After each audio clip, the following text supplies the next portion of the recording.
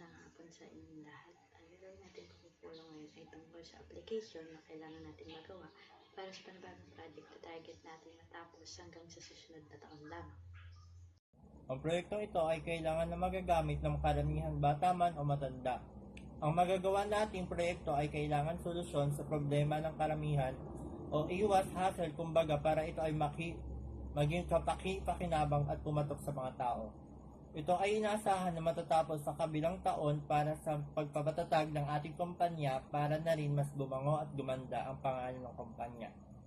At makahikayat ng mga investors o magiging partners sa mga sumusunod na taon nang tayo ay makilala lalo sa buong mundo.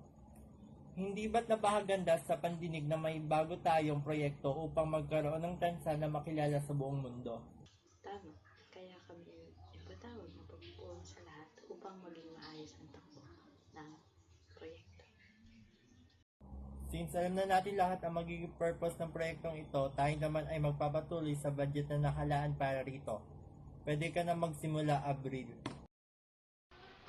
Ang magiging budget natin dito ay magsimula sa 2 milyon hanggang sa 5 milyon lamang hanggang sa matapos natin ang proyektong ito. Pwede namang may matira kung maaari pero hindi pwedeng magpas sa kadahilangan baka malugi ang kumpanya dahil marami pang ibang proyekto ang gagawin nito. Kung hindi naman may iwasan na magpas ang naging budget ay kailangan mo na magpatawag ng bagong meeting at ikonsulta sa ating boss sa kumpanya upang hindi maging dalos-dalos ang paggastos natin. Ang magiging strategy natin dito ay tayo ay magbabase mula sa trending at topic upang makahikayat lalo ng mga tao na pwedeng makinabang nito sa hinaharap.